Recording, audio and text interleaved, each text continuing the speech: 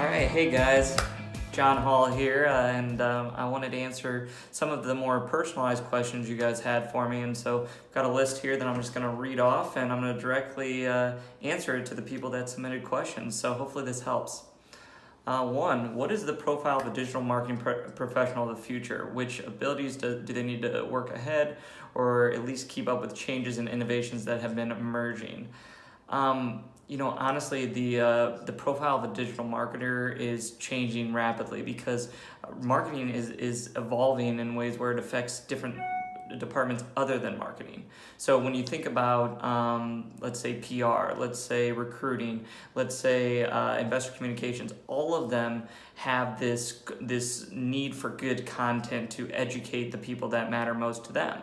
And so for me, a digital marketer of the future is somebody who not just understands digital marketing, but knows how that affects these other departments and knows how to truly add value for each one of these departments.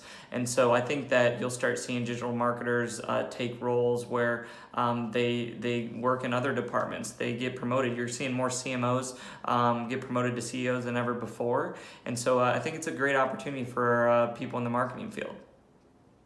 And that was from, it looks like Aline. Sorry if I butcher. I'm not great at names here, or at sounding out names here, but I'll do my best to say thank you. I know that's Aline Regina, so thank you for the question.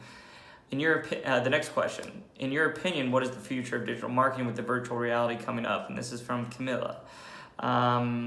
Honestly, virtual reality, I think we're still a little too, people love saying AR and VR, we're still a little ahead. The majority of people are not diving head into this. It's the same thing that happened with voice. When voice first came out, you didn't see everybody just jump at it and everybody do it. And reality is that it's taken time to develop it and get it right, and now voice is doing very well. And so from that standpoint, I think AR and VR in those spaces, I think they're gonna be huge. I think they're absolutely gonna be big in let's say about 5 years. I think at this moment, it's not necessarily a thing that you have to go all in on, but I would be educating yourself. I would be absolutely looking at how different experiences in virtual reality could apply to your marketing or how you're engaging a consumer. Because the more you kind of understand it, the more you're going to be ready to actually see how it fits your situation. The third question, how could we keep a client when we make a mistake? And this is from Marcella. Honestly, I mean, everybody makes mistakes. It's something as an employee, as a person, you own up to them and you say, hey, like, honestly, this is what happened, and acknowledge it. That's the first thing that you do, is acknowledge, hey, made a mistake, take ownership over that, and always look for a solution. People know that there's going to be mistakes made, whether it's an employee of mine or I'm servicing a client. There's going to be mistakes. And so in reality is that how you handle things is you become very solution oriented. Don't forget to take ownership, because if somebody always thinks that you just immediately move on, they feel that you're not actually acknowledging the mistake. So make sure you do that first. Then you become solution oriented, and then ultimately do your best to fix it and prevent those in the future. What I always tell people is that the best employees aren't the ones that don't make mistakes. I mean, my best employees have made massive mistakes. It's how they learn from it.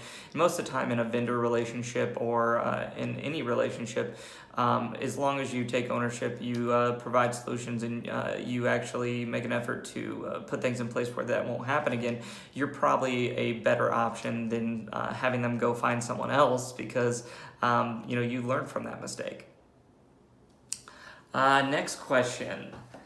Okay, and so this is we'll say E, so I don't butcher the name. So I have participated in Reload 2018. I would like to ask the following question to John Hall.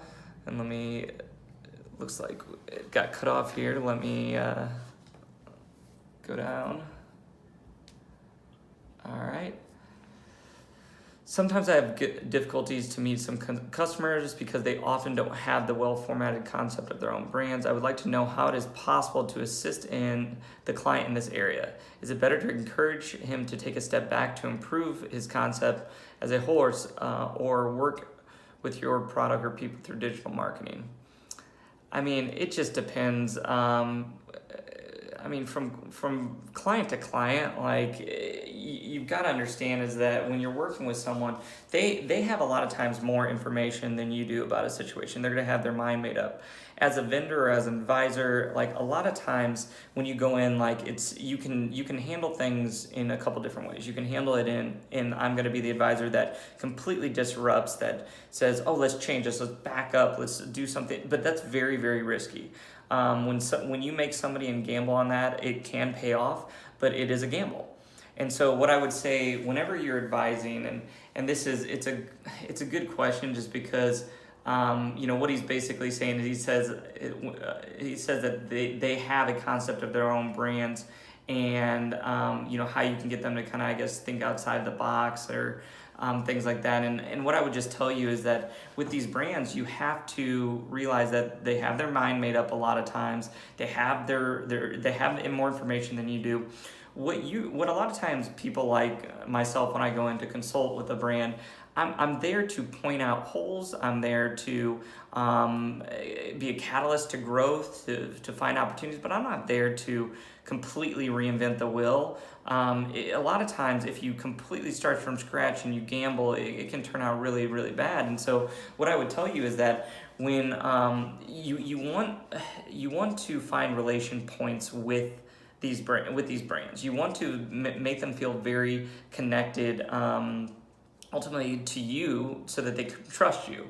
Because if they don't trust you, they're not going to do anything. Like if there's no trust, it's going to be a very bad situation. And so you've got to earn their trust. And if you go in there and try and change and have them take a step back and all these big things, as soon as you mess up, you're gone, or there's frustration there.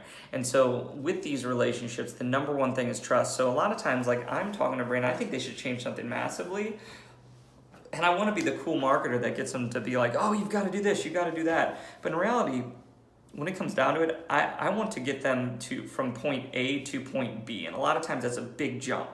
So I'll give up these little battles here to get them to earn my trust, so that I can get them into the longer the longer goal. And so at the very beginning, I would say do everything you can to connect with them, relate, earn their trust, point out holes where they might be missing something, make something slightly better. But when you come in and be very disruptive and there's not trust, it can really hurt a relationship and prevent you from ultimately being successful with that brand. Okay, so that's let's see, number 4, number 5. In the view of exponential volume of information that people are bombarded with every second, with images, messages, and content, how do you humanize this modern and powerful methodology with digital marketing? See, many people very lost with so much information, and with some difficulties to decode the information in a useful and applicable manner in their own lives. Great question. Actually, this is a really hot topic right now on how digital marketing, it's not just digital marketing, it's technology. It is, it's AR, VR, like everything is going towards heavy tech. And so you're using this human connection. There's actually a book I'd recommend for you to read. It's written by a friend named Dan Schobel. It's called Back to Human. And Dan talks about how having a human-centric approach to communication, and including digital marketing and a variety of things, you need to connect with them on a human level. Because right now, everybody's going to have some sort of tech to scale things, to become automated, and any chance you get, you want to become more personalized. And so I would say personalization is huge with digital marketing. If people feel like you're speaking to them, then they're going to treat you very, very different from a standpoint of, is this a brand that is talking to me as a human, or are they someone who's just using tech to scale? And you can tell, like, for example, with email marketing campaigns, I can tell when people aren't talking to me. Like, I can tell when it's like completely a templated event where they're using, a HubSpot, a Salesforce, and I don't feel more connected to them. And so I would say that, not to say don't use a HubSpot or Salesforce, I actually do use softwares like that. However, you have to acknowledge that that's what they're feeling. So anytime you get a chance to do something personalized, do it. It could be offline. It could be you saying something like, hey, we do a lot of digital marketing there. We'd like our sales team to add a personal touch so that it adds some sort of a human connection event. With digital marketing, if it's just only you and your kind of spectrum, I would say any information you can get, data you can get that will personalize something towards them. Even if you know that, like, let's say they're a dog lover from or some sort of a data point that you collected that you can use and put them on some sort of a funnel that is associated with their likes and interests. So I would say that's very, very key, but it's becoming harder. I would say that as much as scaling is amazing, any chance you get, like, just try and add some sort of personal touch to it, or be a little more informal. I know this is a lot of big brands are like, I don't want to be informal. I have to be very professional, formal. But in reality, is that we're going into this informal world where generations in the beyond younger than me basically want to feel more kind of relaxed when they're engaging with someone on marketing. And so think about what can we do to be a little more conversational, a little more informal in this.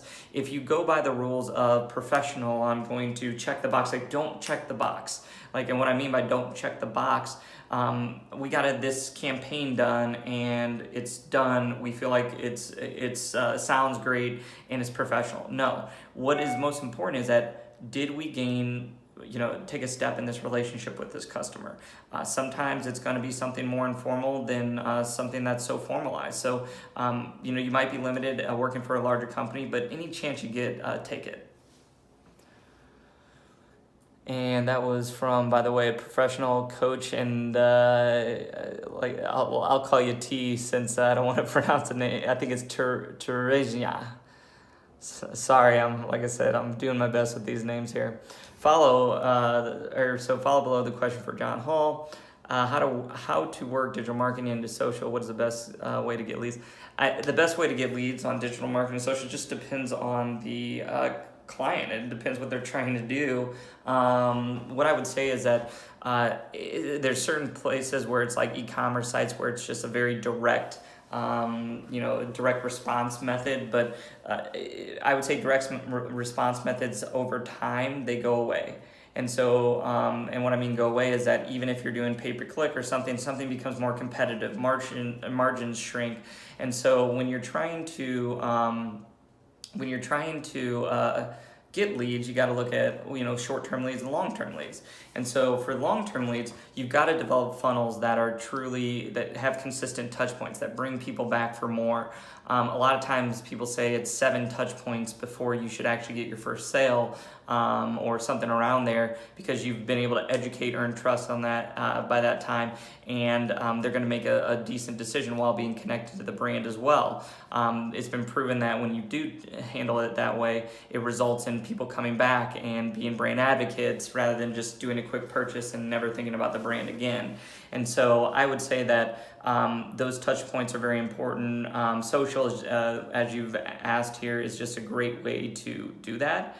And so what I would just say on social, like, consistently do content triggers.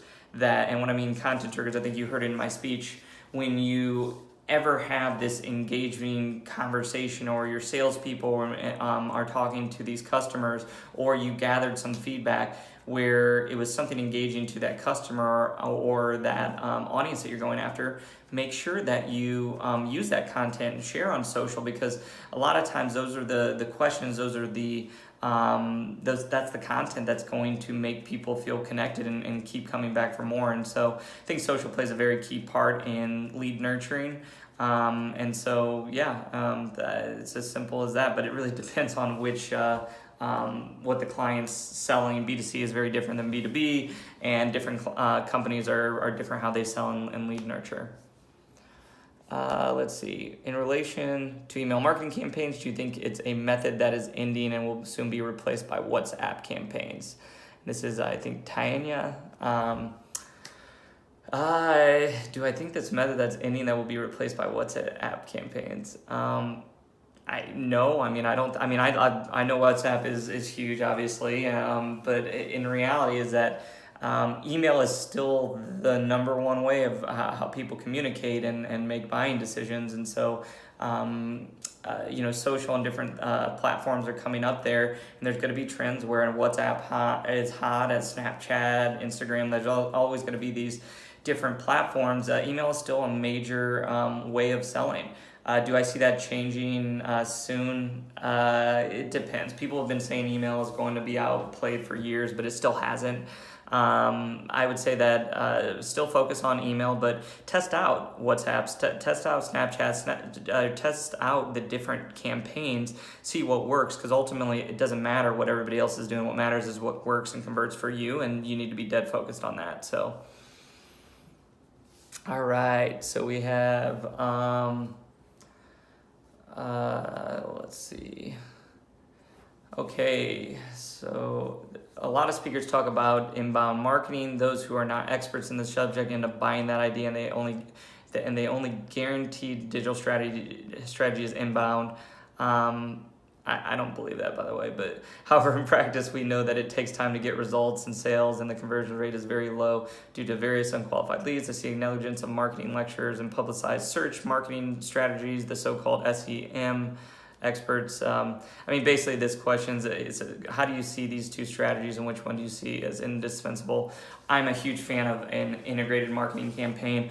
You could say that I'm like all gung-ho about inbound because that's where my company operates a lot of times. And the example I'll give you is that, I remember at a inbound I spoke years ago for HubSpot's event, and they were preaching inbound, only inbound, only inbound. And reality is that even HubSpot, a good form of a huge part of their leads was outbound. So they were preaching only inbound, but they were getting a lot of business from outbound. So I was kind of confused by that at the time. But what I would tell you is that everything plays towards each other. Integrated campaigns are by far the most successful ones that have outbound, inbound, that have paid per click with organic. The way that buying behaviors take place is you don't fully know everything that goes on, and you don't know exactly what is changing a buyer's mind and what changes behavior. You can get a general idea, but what I would tell you is that ultimately you should be, for example, like if you do have a pay-per-click campaign or something that's outbound, the organic's going to help. You don't know, like let's say that they read an article that or let's say they came in through an inbound method. However, when they searched an article, they found an education article that was authored by me. And then they're like, oh, wow, this was a company I was just checking out. And it helps in that sales cycle, and it ultimately can help get enough trust there to have them convert. And so for me, I'm all about integrated campaigns. And so look at what different strategies that you can use, whether it be SEM, organic, outbound, inbound. Look at all of them and see how they can play well together. And so I would say that, like for us, we do some pay-per-click on what we know that works. So the very low-hanging fruit that does well for us on LinkedIn. We do Facebook, we do different social. But then what we also do is we're very heavy into our own content, and we use that in nurturing on the paid side as well. So once they come in, we'll nurture them with that content. And also, for example, when they come in from an article that we wrote on inbound, a lot of times we'll retarget them. And so just map it out, have a very good integrated campaign, and don't say, oh, one or the other one's indispensable. In reality, everything should be playing well together. Okay. Hello, John. This is from Simone. Hi, Simone. Hello, John. I work with small clients and businesses that are initiating their digital presence strategically. We bump into issues like low budget, lack of engagement of the entrepreneur in relation to the projects, although they get the results soon, and often in the belief that digital marketing works only for the big ones. Have been developing a job in the sense of educating them every day. So she's basically educating consistently. Do you have any tips or suggestions to me to be able to expose the benefits of digital marketing to small businesses even more consistently? A hug and thank you. Well, that's nice. I got a hug. Digital hug back. Small businesses a lot of times just take a little more education, but I think that what you have to do is you have to be very honest with them and they are right in the fact that a lot of them are limited by budget, and bigger brands aren't, so they're not able they're not able to do the same campaigns. But what I say is that that's a bigger opportunity to be more of a I guess you could say, not hustler, but it makes you more lean, and it makes you more effective with your dollars sometimes. And so, because ultimately marketing, if you make money off it, it doesn't matter. Like, if you're making money off your marketing, like if you put in $1 and make $2, you can keep on doing that all the time. And so with a small business owner, I'm just like, let's test these out. We know we have limited budget. Let's try different things out. And then, once something, you see some sign of working in ROI, then we can invest more. And then a lot of times they can feel a little safer with that investment. Now, if it is something that's a long investment, or that's a larger investment, let's say like it's a big content marketing campaign for us that we're trying to pitch to small business, I'd also say, if you're not willing to put this towards this, or this money towards it, it's not worth doing. Be honest with them, and say, to what we've seen to have success in this area is you have to have a limited budget, or a minimum budget of this. If you don't, you have no shot. And a lot of times they'll respect that, and they'll say, okay, when you turn the business down, where you actually say, I prefer you do something else, because if you're not going to take this serious enough, or put enough budget towards to value it enough, then we're not going to be successful together. And so I think that this question falls in line with setting expectations. And once again, I know I preach trust, but a lot of times that small business, when you truly advise them in the right way, and you're honest with them about that stuff, when they do make a little money, they'll come back to you because they trust you, and then that's the right time. But if you're always in a battle with someone over budget, and like anytime budget is a concern like that, they're going to be questioning everything you do, and it can be a very toxic relationship. So you got to make sure you set expectations correctly. And let's see, we got a couple more questions here. Julio, wow, there's a bunch here. I'll try and read them off and then answer them here. How is it possible to prevent the target audience to realize that they are being targeted by a digital marketing campaign? It depends. It really depends on if they're familiar, because some people might not realize. Other people who are very familiar, like I know every time when I'm being targeted, but it just depends how educated your target audience is, and how smooth the digital marketing campaigns are.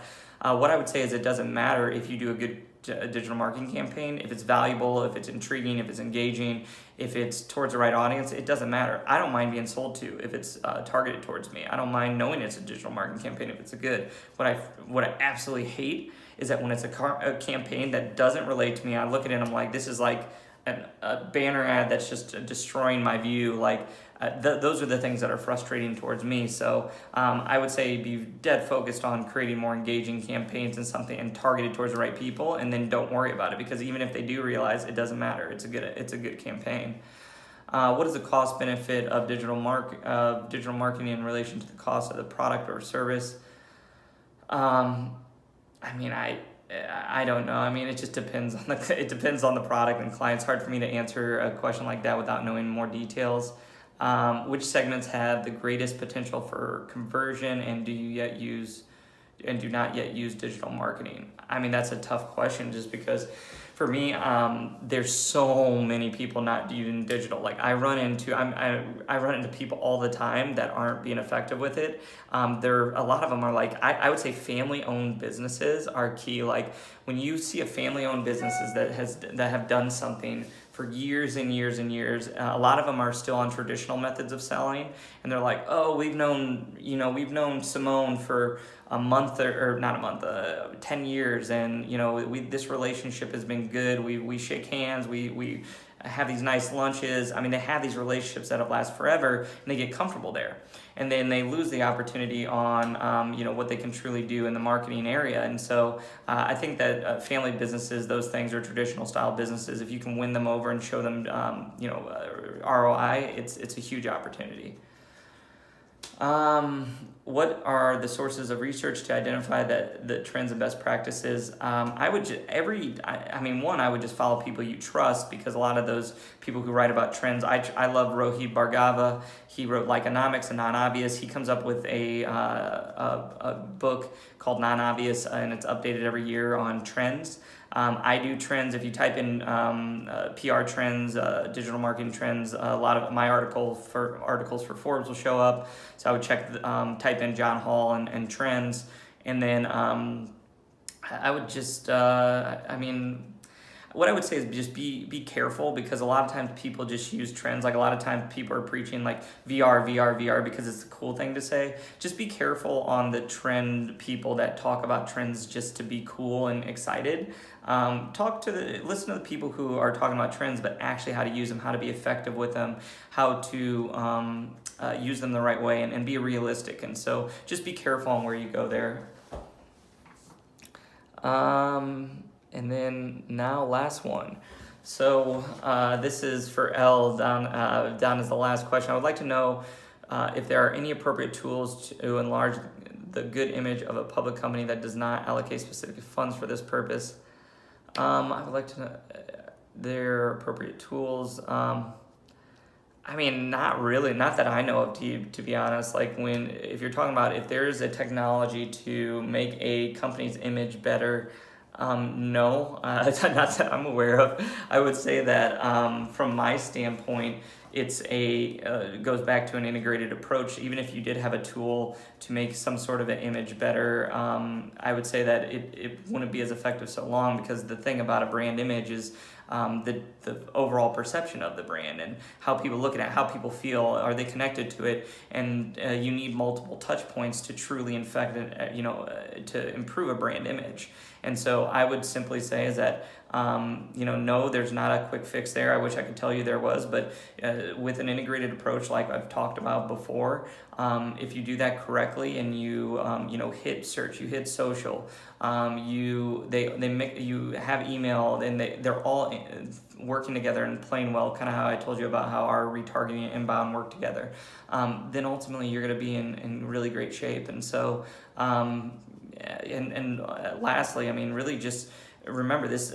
This is your brand, or this is your client's brand. This is something that is so important to them that it's what keeps them up. Where when they develop new products, when crap hits the fan, and something affects your industry, a brand is something that will take you and help you evolve and pivot, and will keep that trust with customers. So invest in it.